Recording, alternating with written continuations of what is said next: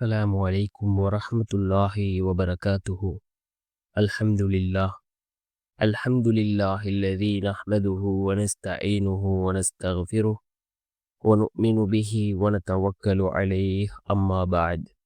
அன்பிற்குரிய அல்லாஹ்வின் நல்லடியார்களே, அன்பு சகோதரர்களே, நாம் தொடர்ச்சியாக பார்த்து வரக்கூடிய துஆக்களினுடைய திக்ர்களினுடைய தொகுப்பில் இன்று நாம் பார்க்க இருக்கின்ற விடயம் என்னவென்றால்,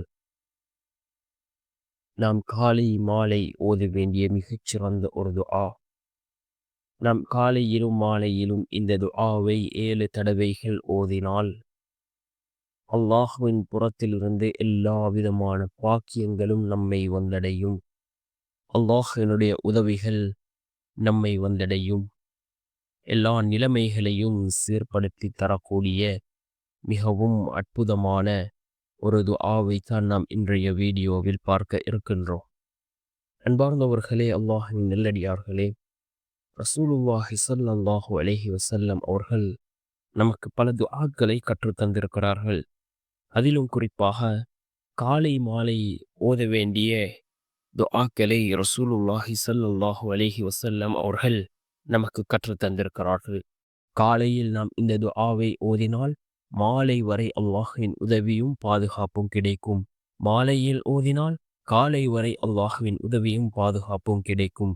இவ்வாறு பல துஆக்களை ரசூலுல்லாஹி ஸல்லல்லாஹு அலைஹி வஸல்லம் அவர்கள் நமக்கு கற்றுத் தந்திருக்கிறார்கள்.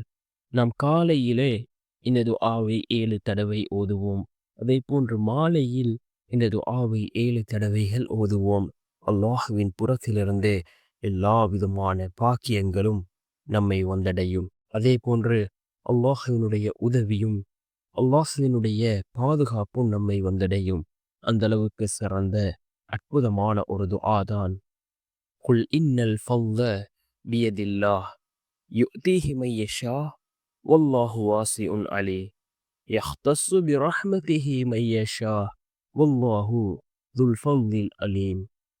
குல் இன்னல் ஃபضல பியதில்லாஹ் யுஅதீஹி மன் யஷா வல்லாஹு வாஸிஉன் அலீம் யஹ்தஸ்ஸு பிரஹ்மதிஹி மன் யஷா வல்லாஹு ذுல் ஃபضலில் அலீம்.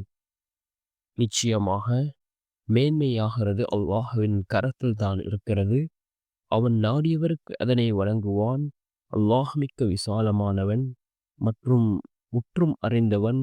தன் ரஹ்மத்தை கொண்டு தான் நாடியவரை அவன் சொந்தமாக்கிக் கொள்கிறான் என்னும் அல்லாஹ் மகத்தான கிருபையுடையவன் என்று வரக்கூடிய அல் குர்ஆனினுடைய 3வது அத்தியாயத்தின் 73 மற்றும் 74வது வசனம். இதனை ஓதி நாம் அல்லாஹ்விடம் பிரார்த்தனை செய்